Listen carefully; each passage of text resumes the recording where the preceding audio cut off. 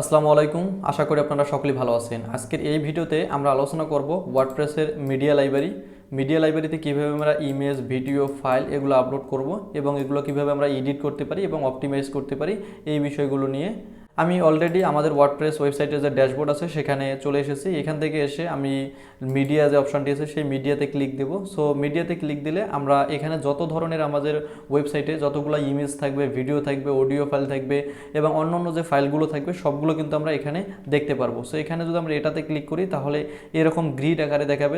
আমরা যদি লিস্টে ক্লিক করি তাহলে এগুলো সব লিস্ট আকারে আসবে। এখান থেকে ডেট অনুযায়ী আমরা ফিল্টারিং করতে পারবো, অর্থাৎ সেপ্টেম্বর মাসের 2025 আমরা যে ইমেজগুলো আপলোড করছি এগুলো সিলেক্ট করে যদি আমরা ফিল্টারে ক্লিক করে দেই তাহলে এই মাসের সেই ইমেজগুলো দেখাবে। এখানে যেহেতু আমি নতুন আমাদের এই ওয়েবসাইটটা, এই জন্য এখানে একটি মাসে দেখাচ্ছে। বাট যখন আপনারা ক্লায়েন্টের ওয়েবসাইটে যাবেন সেখন যদি সেই ওয়েবসাইটটা অনেক পুরানো হয় তখন কিন্তু আপনারা সকল ডেটগুলো এখানে দেখতে পারবেন।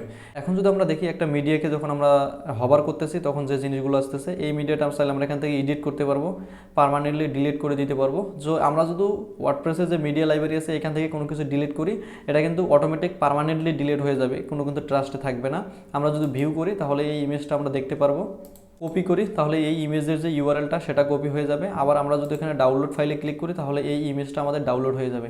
এখানে আমরা যে এই ইমেজটা আপলোড করবে সেই অথরের নাম দেখতে পারবো এবং কবে এটা আপলোড করা হয়েছে সেটা আমরা দেখতে পারবো। যেমন একটা আমি 8 মিনিট আগে আপলোড করেছি, এইগুলো আমরা 13 ঘন্টা আগে আপলোড করেছি। এখন আমরা দেখব মিডিয়া লাইব্রেরিতে আমরা কিভাবে ইমেজ অ্যাড করতে পারি। সো অ্যাড আমরা দুইভাবে করতে পারি। একটা হচ্ছে আমরা আমাদের কম্পিউটারের ফোল্ডারটা ওপেন করে যদি এখানে আমরা ড্রপ করে ছেড়ে দেই তাহলে কিন্তু অটোমেটিক এখানে আমাদের মিডিয়াটা অ্যাড হয়ে যাবে। আবার চাইলে আমরা এখানে ক্লিক করতে পারি, অ্যাড মিডিয়া ফাইলে ক্লিক করে এখানে আমরা ফাইলটা সিলেক্ট করতে পারি। এখানে যদি আমরা ফাইলটা সিলেক্ট করি তাহলে পপ আপে আসলে আমাদের উইন্ডোজটা ওপেন হবে। সেখানে আমরা যে ইমেজটা অ্যাড করতে চাচ্ছি বা যে ফাইলটা অ্যাড করতে চাচ্ছি সেটা আমরা এখান থেকে ধরাই দিতে পারবো। সো ধরেন আমি সাপোজ আমাদের এই ইমেজটা অ্যাড করতে চাই, এটা আমি ধরাই দিলাম। সো অটোমেটিক কিন্তু এটা এখানে যুক্ত হয়ে গেছে। সো আমরা দুইভাবেই চাইলে মিডিয়া লাইব্রেরিতে ইমেজ যুক্ত করতে পারবো। সো আরেকটি সিস্টেম আছে, যখন আমরা কোনো একটা ব্লগ পোস্টে যাব, ধরেন আমরা এর আগে যে ব্লগ পোস্টটা অ্যাড করছিলাম এটা যদি আমরা একটু এডিট করি, এখানে এডিট করে চাইলে আমরা ইমেজ অ্যাড করতে পারবো। আমরা প্লাস আইকনে ক্লিক করে এখানে ইমেজটা নিলাম। সো এখানে চাইলে আমরা ডিরেক্ট আমাদের কম্পিউটার থেকে আপলোড করতে পারবো। আবার যদি আমরা মিডিয়া লাইব্রেরিতে ক্লিক করি তাহলে অলরেডি আমরা ওয়ার্ডপ্রেসের যে মিডিয়া লাইব্রেরিতে যে ইমেজগুলো আপলোড করছি সেগুলো সেখান থেকে আমরা এখানে সিলেক্ট করে দিতে পারবো। সো চাইলে আমরা এইভাবেও কিন্তু এখানে ইমেজ আপলোড করতে পারবো।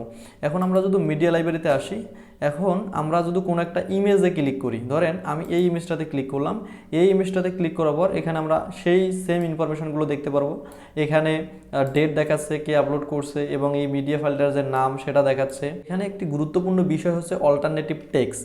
আমরা যখন ক্লায়েন্টের ওয়েবসাইটে কাজ করব বা আমাদের নিজের ওয়েবসাইটে কাজ করব, আমরা যে ইমেজটা এখানে আপলোড করলাম সেই ইমেজের অল্টারনেটিভ ট্যাগটা দিয়ে রাখবো, কারণ এই অল্টারনেটিভ ট্যাগটা মূলত গুগল ক্রল করতে পারে। গুগলের যে বট আছে যখন আমাদের ওয়েবসাইট ক্রল করে তখন মূলত সে এই অল্টারনেটিভ টেক্সটটা দেখে, কিন্তু আমাদের সে কিন্তু ইমেজটা দেখতে পারে না। সো এটা এসইওর জন্য অনেক গুরুত্বপূর্ণ। তাই আপনারা অল্টারনেটিভ টেক্সট এখানে দিয়ে নেবেন। এখানে আমরা সেই ইমেজের টাইটেলটা দেখতে পারবো, চাইলে আমরা এই ইমেজটাতে একটা ক্যাপশন দিতে পারবো, ডিসক্রিপশন দিতে পারবো। এখান থেকে সেম ইউআরএলটা মানে ইমেজের যে ইউআরএল সেটা আমরা কপি করতে পারবো। এখান থেকে আমরা মিডিয়া ফাইলে যেতে পারবো, এখানে এডিট করতে পারবো। এডিট করতে গেলে সেম এই জিনিসগুলো দেখাবে। এখান থেকে ডাউনলোড করতে পারবো, এখান থেকে পার্মানেন্টলি এই ইমেজটা যদি ক্লিক করি তাহলে ডিলিট হয়ে যাবে। সো এখন আমরা দেখবো আসলে একটা ইমেজ কীভাবে আমরা ওয়ার্ডপ্রেসের ভিতরে এডিট করব। সো এডিট করার জন্য আমাদের এডিট ইমেজে ক্লিক করতে হবে। সো এডিট ইমেজে ক্লিক করলে এখানে আমাদের সরাসরি এই প্যানেলটিতে নিয়ে আসবে। সো এখানে আমরা ক্রপ করতে পারবো। ধরেন আমি এখানে ক্রপ করবি, ক্রপে ক্লিক করে আমি যদি সিলেক্ট করি তাহলে কিন্তু যে ইমেজটা যতটুকু আমার দরকার সেতটুকু কিন্তু আমি ক্রপ করে নিতে পারবো। কিন্তু ম্যাক্সিমাম টাইম দেখা যায় যে আমরা কখনো আসলে ওয়ার্ডপ্রেসের যে ভিতরে কখনো ইমেজ এডিট করি না। আমাদের ইমেজ কোনো এডিট করার প্রয়োজন হলে আমরা বাইরে থেকে সেটা এডিট করে সরাসরি ওয়ার্ডপ্রেসে অ্যাড করে দিই। সো এটা বেশি একটা প্রয়োজন হয় না আমাদের। আপনার ওয়েবসাইট বানানোর জন্য আগে থেকে যে ইমেজগুলো লাগে সেগুলো যদি আপনি মিডিয়া লাইব্রেরিতে অ্যাড করে রাখেন, যখন আপনি ওয়েবসাইট বানাতে যাবেন তখন কিন্তু আপনি মিডিয়া লাইব্রেরিতে আসলে সেই ফাইলগুলো দেখতে পারবেন। এখানে আপনি অডিও, ভিডিও সব ধরনের ফাইলই অ্যাড করতে পারবেন। ওয়ার্ডপ্রেসের মিডিয়া লাইব্রেরির যে ডকুমেন্টেশনটি আছে এটার লিঙ্ক আমার ভিডিও ডিসক্রিপশন বক্সে দেওয়া থাকবে। আপনারা সেই লিঙ্কে এসে এই ডকুমেন্টেশনটা সম্পূর্ণটাই পড়বেন। এখানে কিন্তু ওরা সব এই ডকুমেন্টেশনে সব ডিটেলস বলে দিয়েছে যে আমরা কিভাবে কি করতে পারবো, মিডিয়াতে কিভাবে ফাইল অ্যাড করতে পারবো, ফাইলের নাম, এখান থেকে আমরা এ টু জেড জিনিসগুলো কিন্তু এই ডকুমেন্টেশন থেকে দেখে নিতে পারবো। সো আমি আপনাদেরকে এখন থেকে তৈরি করতে চাচ্ছি যাতে করে আপনারা ডকুমেন্টেশন কিভাবে পড়তে হয় সেই জিনিসগুলো শিখতে পারেন। কারণ যখন আপনি ওয়ার্ডপ্রেসের অ্যাডভান্স টপিকগুলো শিখবেন, কোনো একটা অ্যাডভান্স কাজ করবেন, তখন কিন্তু আপনি সেরকম রিসোর্স খুঁজে পাবেন না। আপনি যে থিমস এবং যে প্লাগিংটা ইউজ করতেছেন সেই থিমস এবং প্লাগিংয়ের ডকুমেন্টেশন দেখে দেখে আপনার ক্লায়েন্টের কাজ করে দিতে হবে কিংবা নিজের কাজ করতে হবে। তাই আমি আপনাদেরকে এখন থেকে ওইভাবেই তৈরি করার চেষ্টা করতেছি যাতে করে আপনাদের ডকুমেন্টেশন পড়ার যে একটা হ্যাবিট সেটা তৈরি হয়। নেক্সট ভিডিওতে আমরা আলোচনা করব ওয়ার্ডপ্রেসের থিম নিয়ে। যারা এখনও আমাদের চ্যানেলটি সাবস্ক্রাইব করেনি এখনই সাবস্ক্রাইব করুন, পাশে থাকা বেল আইকনটি অন করে দিন। আর যারা এখন আমাদের নো কোড লার্নার্স কমিউনিটিতে যুক্ত হয়ে যাননি অবশ্যই যুক্ত হয়ে যাবেন।